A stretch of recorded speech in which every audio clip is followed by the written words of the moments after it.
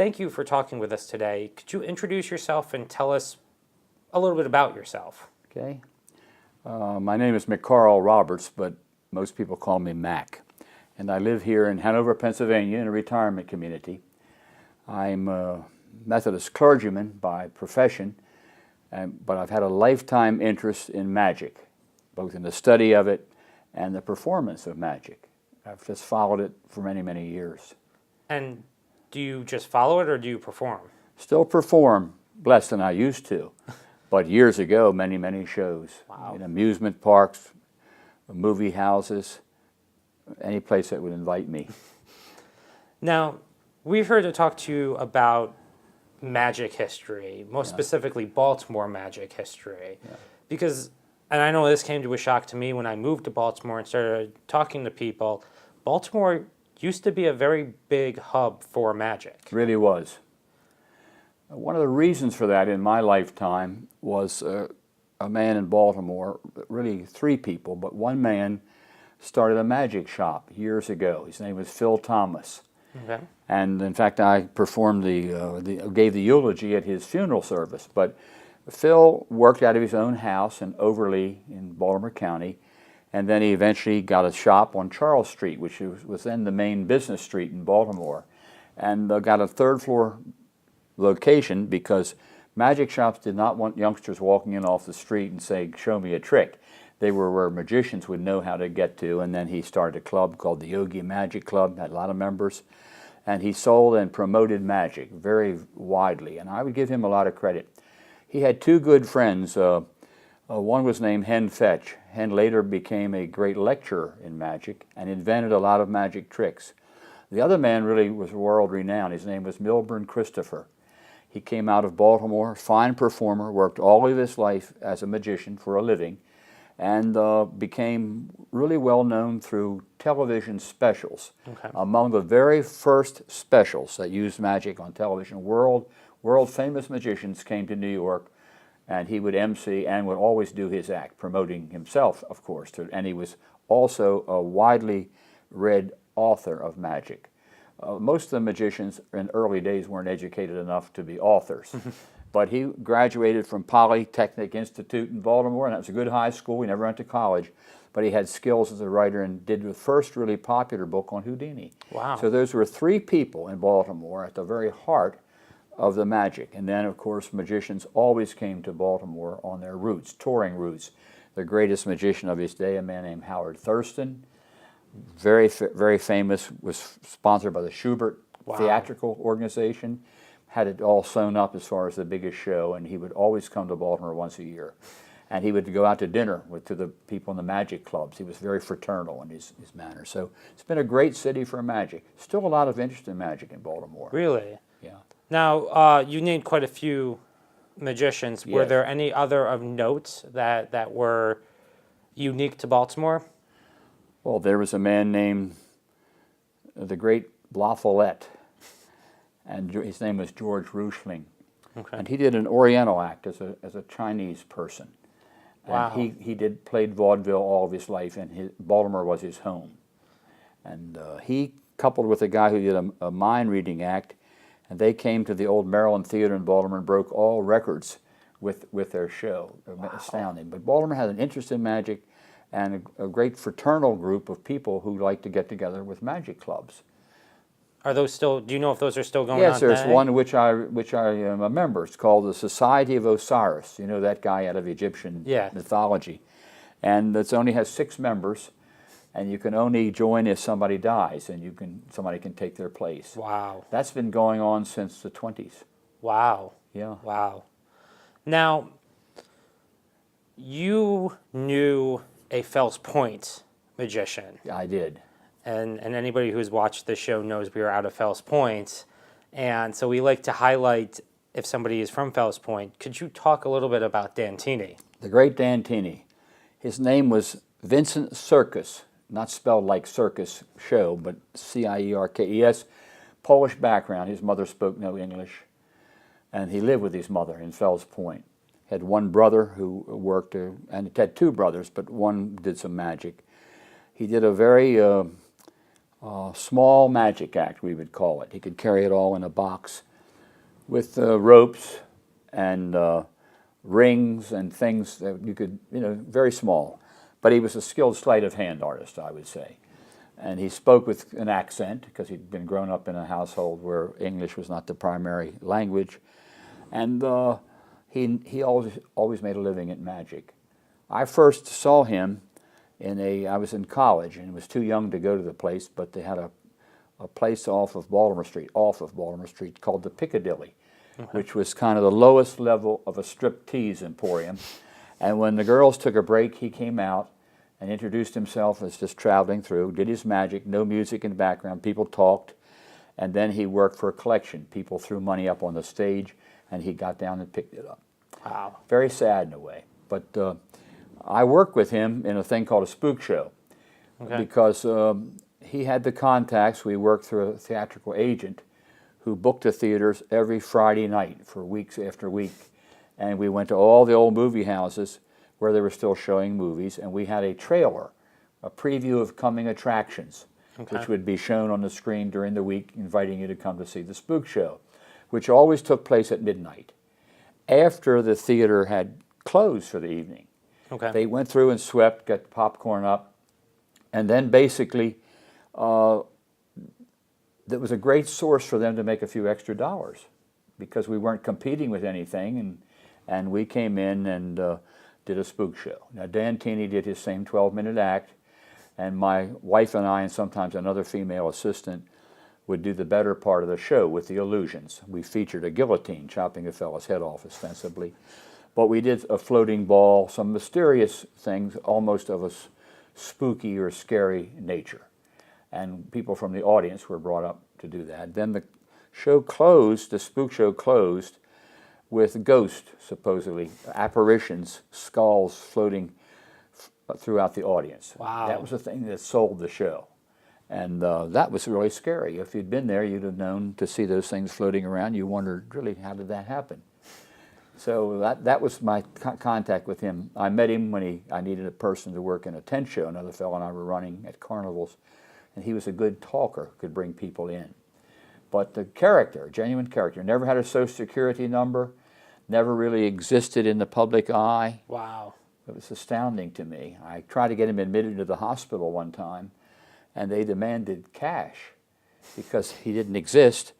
So we went to his home on Fells Point, and we went to what would have been the bathroom, which he didn't frequent very much, by the way. He didn't take many baths, but he had rolls of bills pasted under the bathtub. And we got down to hands and knees because I needed like $400 or $500 for the hospital to take him. We got those and we opened them on the table. Never forget, I went into Maryland General Hospital on Howard Street, and they said, "Do you have a deposit?" I said, "Oh, right here." Handed the lady this great big brown bag, and she dumped it, and it had all those, nothing bigger than a $5 bill on the table. That was Dantini, a real character. Now, sorry, I guess I should ask it this way. Let me ask again. What caused the decline of magic in Baltimore? Well, of course, many forms of art, and I consider it an art, have their ups and downs. So what happened, a lot of live theater was nearly destroyed by television. The impact, unless you lived in that day, you could barely understand. Mr. Blackstone was the world's greatest magician in his eye, and he was good, and he was the biggest magician in America. Right after World War II, because he had done tours of the Army camps with USO, all the guys who had seen him in the Army brought their girlfriends and wives, and he packed the theaters for a while. Played Ford's, the old Ford's Theater in Baltimore, saw him there every year. And he was really very good. Well, what happened with the onset of television, fewer and fewer people went to the theater. All theater was hurt by that. And then I guess that the big illusions became more popular with the advent of a fellow named Doug Henning, very famous in his day, he's deceased, and David Copperfield. And they got famous mostly by being on television. They took the art to television. And out of that grew some very fine illusionists because they thought, well, they can make it, we can make it too. But the people who did the kind of magic I did, just in somebody's living room with a children's party, or in a basement of a church, for example, are kind of diminished. Okay. You see.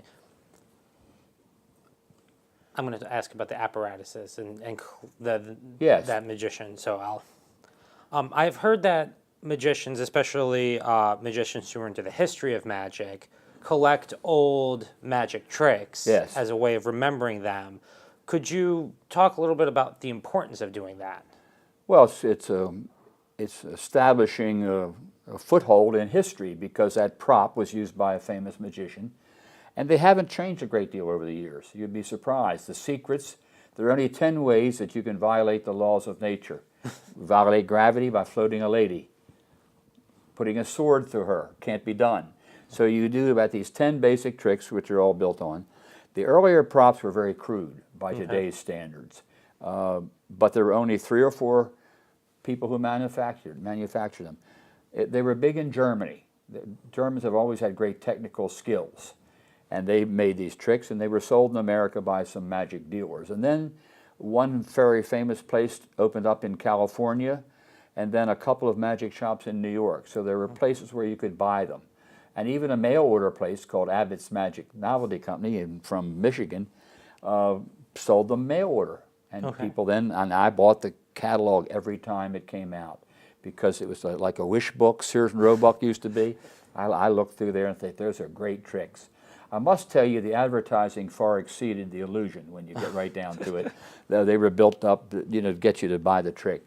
But they became available, and fortunately some have been salvaged. And there are people today who make a real hobby.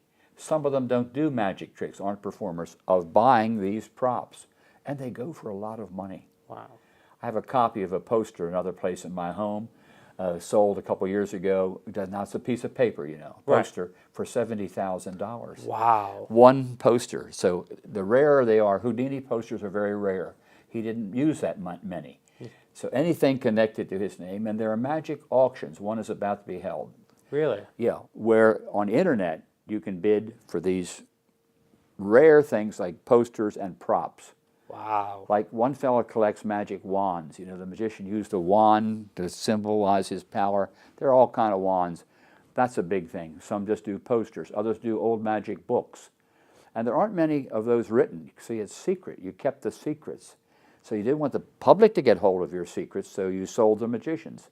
Okay. So the run of a couple books, which I have, for which I've written the introduction, would be only 500 copies. Wow. That's a very small Which means you got to charge at least $50 for the book. Right. And then often when you buy it, it'll say in the front, your book is number 1 of 75 or number 75 of 500. Do you know what I'm saying? Yeah. And that was an interesting thing too. Yes, sir. Collecting magic, it solidifies the stories of history.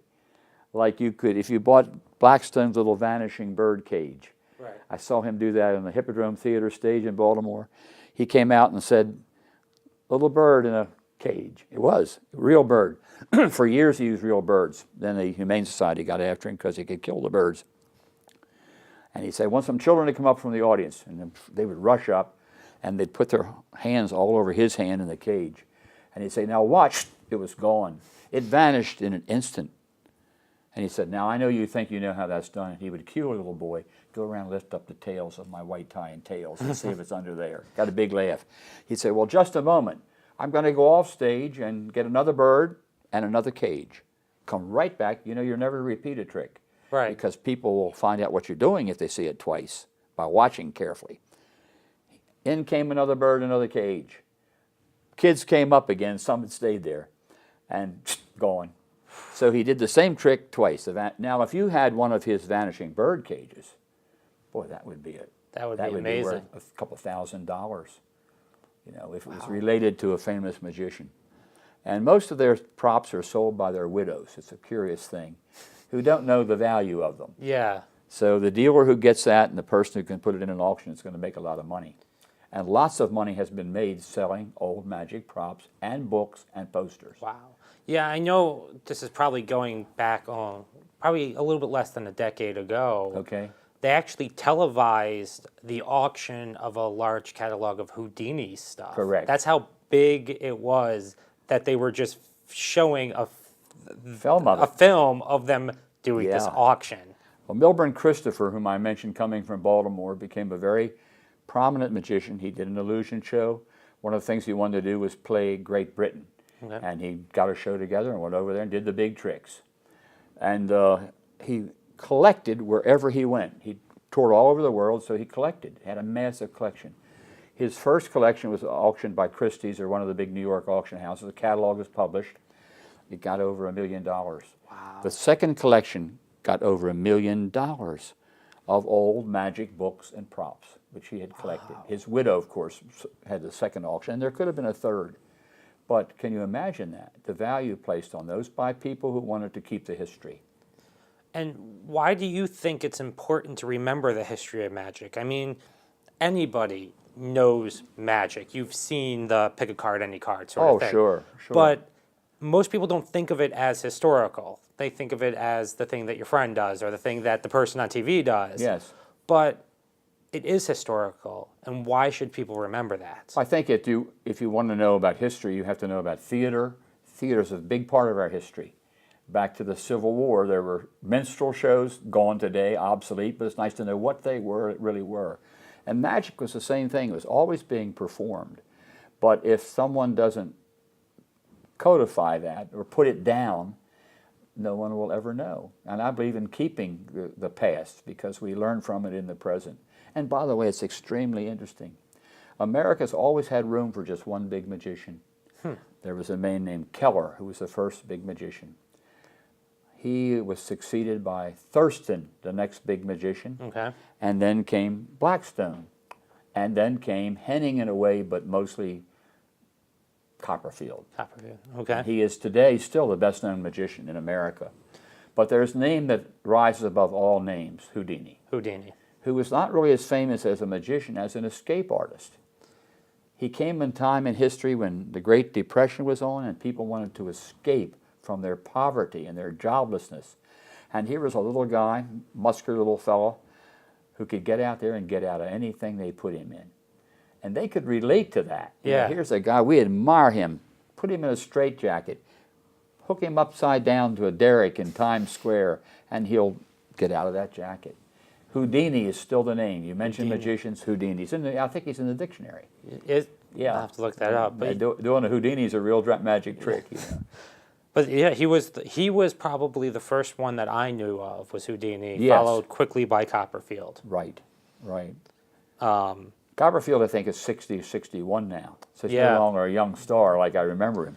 Yeah, I'm sure that if you ask somebody today, a youth of today, that the names might be different, who they might say. David Blaine. David Blaine. Does street magic. And the clever thing is, he got very good at having his audience, a couple people on the street, photograph while he was doing it. So you saw their reaction. That was really something. Yeah. Before you never bothered about that, but he capitalized on that. And certainly the Mind Freak. Yes, Chris Angel. Chris Angel, very, very popular. No, I think it's important that, and in fact, there's a magazine for collectors, which tells about stories of people you never heard of who did magic. You know there was a thing in America called Chautauqua? No. Well, Chautauqua was the name of a place in New York, but they booked shows throughout America, small-time America, who had very little exposure to culture, and they used a lot of magicians. And some magicians lived and died as Chautauqua magicians. Wow. There's still a place in New York called Chautauqua, which runs a summer camp type thing, and people go up there for cultural events. Okay. But that was an amazing, and the Lyceum Circuit, same thing. Small town performers go into a town, rent a hall, and do the act. Wow. And you would be booked, and you travel in rickety equipment and poor old cars that broke down. But that was a phase now. You wouldn't have known about that if I hadn't told you. Yeah. But there are books written about that. I'm going to ask you a question, if Go it's ahead. okay to answer, and if it's okay for me to ask, and then you can, if Yeah. you say yes, I'll actually ask you. One of the things that drew me to Houdini was I liked that he did the seance shows to expose, and then with these spook shows of having ghosts. Very popular. Is it okay if I ask what why magic is fascinated with showing what some people do, what some people try to pass off as real, showing that this is not real. And some people still do. And some people still do. Yes. Well, first of all, it's an insult to you if someone comes along, you've lost a loved one, and they want to exploit your grief by telling you they can get in touch with them. Spirit mediums is what these people are called. And basically, Houdini adored his mother. When he heard that she was dead, he was in Europe performing. He fell on the floor in a dead faint. He adored his mother. She spoke no English. But his father had been a rabbi. He was not a religious man, really, but he adored his mother. And when he knew that there were people around who told him he could get in touch with his mother, he frequented them, and there were lots of them. And he was very discouraged because he was a magician. And he knew how to do tricks, and he knew how to make the bell ring with your toes when your hands were tied by somebody. You know what I mean? Right. And so he dedicated a large part of his latter days, and he was not an old man when he died, but doing an expose of spirit mediums. He made it his life work in a way that in combination with his shows, he always did a stage show, and he would challenge any medium in the neighborhood, do his research, to come up and show him something because he knew they couldn't. Right. And there's still, you see, an always huge interest in the afterlife. What happens when you die? Can you do the dead return? The great Thurston had a poster like that with a question mark. Do the dead return? And he did a segment in his show in what they called a spirit cabinet. It was built like a cabinet of cloth, and ghosts appeared in there. And he would put a board in there and a hammer and a nail and close the curtains, and someone would drive it and then open it. No one was in there. But it also touched that spirit thing. Right. Are there ghosts? Can someone do that?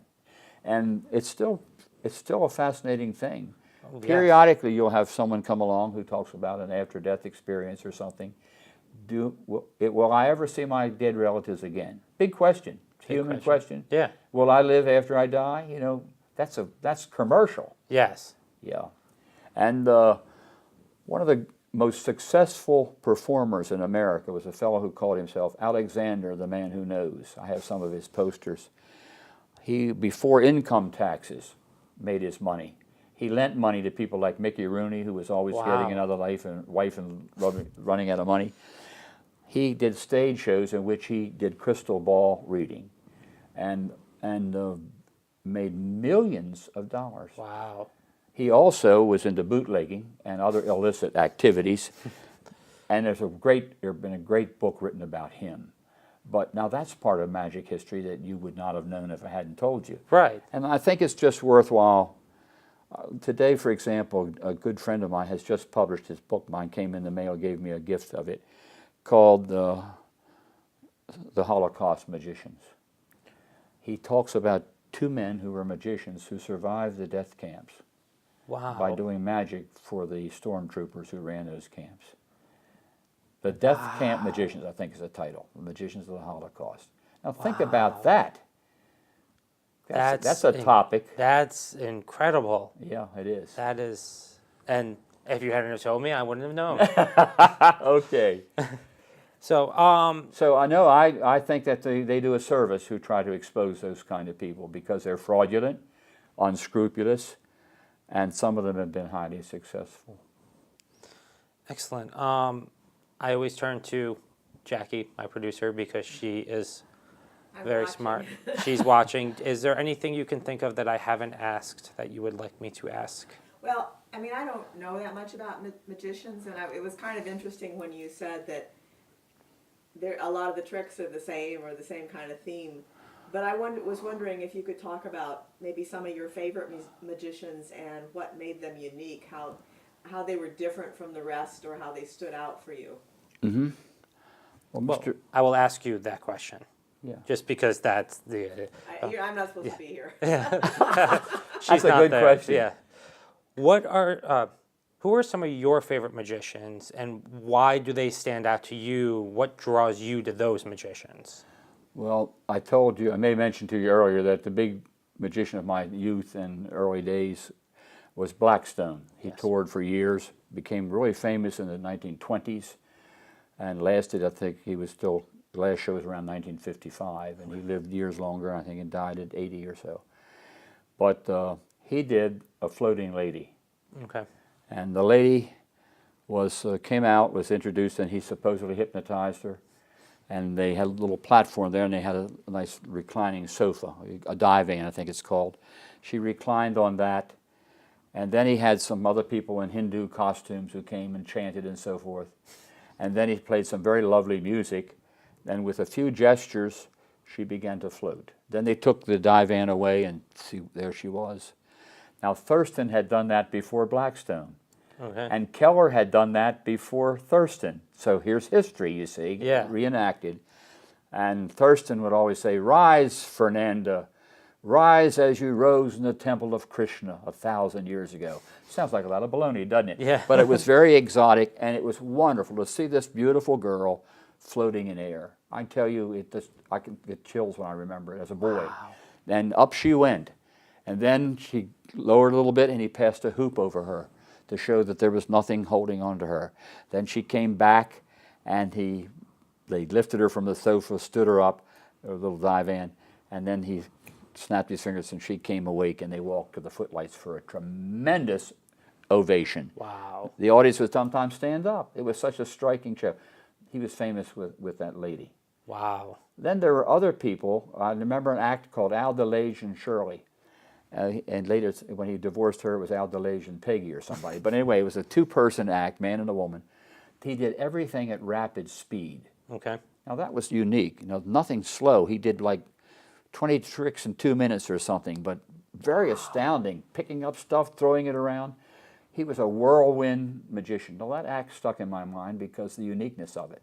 The best-known act in those days was a fellow named Cardini. Okay. Cardini was British, maybe Welsh, but British, came to America as a great sensation. He worked everything, including Radio City Music Hall. You couldn't see what he was doing, but he did it anyway on a spotlight. He did things with cigarettes. You couldn't do that today because Smokey's verboten, and properly so. Yeah. But he came out as kind of a tipsy guy in top hat, white tie and tails, and his wife was dressed like a bellhop, and she came out like with a little container. And these cigarettes began to appear, and they were lit. So he kept getting rid of them, and more appeared, and he's so surprised that they're coming from nowhere. And he eventually produces a corncob pipe, which is also smoking, and he puts that in his mouth and walks off stage. It was about 8 to 12 minutes, but so superbly done you couldn't copy him much. Wow. He must have spent years developing those moves because, to tell you the secret, all those cigarettes are hidden on his body, but burning. Yeah. You with me? Yeah. And he had to have a thing from which he could get it, steal it. We call it a steal when you take something people don't see.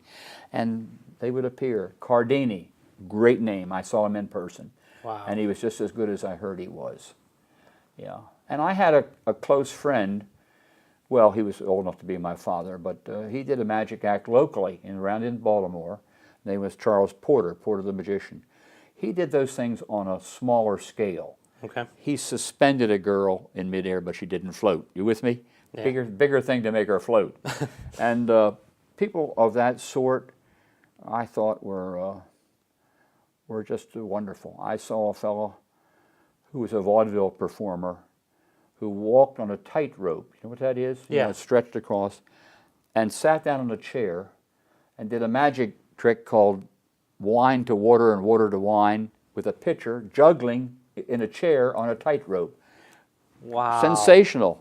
Now, he didn't do that in his latter days. What he did in his latter days, he performed in carnivals. Okay. Because where do you perform? There wasn't much place in the theater. And he did a buzzsaw illusion, which was extraordinary because his wife, I don't know why she would do it, would lie down on a buzzsaw. There's this buzzsaw, zoom, boom, making noise. He would hit it with a metal pipe, make a terrible noise. She's flat on her stomach. No, Blackstone had a girl flat on her stomach. She's on her back, stretched out there, and then they put a block of wood under her, strip of wood, and they let that buzzsaw rip right through her body. She screamed and you screamed because it looked like it had cut her in half. Right. A man named Richie Artie came up from South America. He did a better thing. He cut a girl in half, and then he threw out all these chicken entrails and so forth. enough to make people pass out all over the audience. It looked Wow. like he'd killed her. He did that in New York, and they were trying to get him to stop it, but he did very well. Richie Artie. Wow. See, I love people who did things beyond the expected. Just about how they worked, though. Mr. Keller, I told you he was the first of the great American magicians. He knew of a place called the House of Mystery, something like that, in Great Britain, where they showed continuous magic shows. Okay. Brought great magic. He would go over there, watch the show, take notes, buy a ticket every show. Then he'd go back to the people who ran it, family named Mascaline, and he'd say something like, "That floating lady, that's spectacular. I'd like to buy that from you." "Well, it's not for sale. It's our trick. You know, we know how to do it. You're never going to know how to do it." He'd go back home to America. As soon as he could find out who their assistants were, he would bribe one of them to come here, join his show, and bring with them the trick. method for that trick. That was very unscrupulous. But remember, people said magicians are devious. Yeah. Wow. So, it seems like, from what you're saying, that Yeah. magicians, or at least the magicians who still practice Yes. real magic, not necessarily camera tricks or No, or, no, or anything like which- that, but the magicians who can do live magic, their tricks are really built on the past. Always. So when you go to see a magic show, you're actually watching history. Very much so. Excellent. Well, thank you very much for talking with Well, me. my pleasure. It was a wonderful, wonderful interview. My delightful pleasure. Thank you.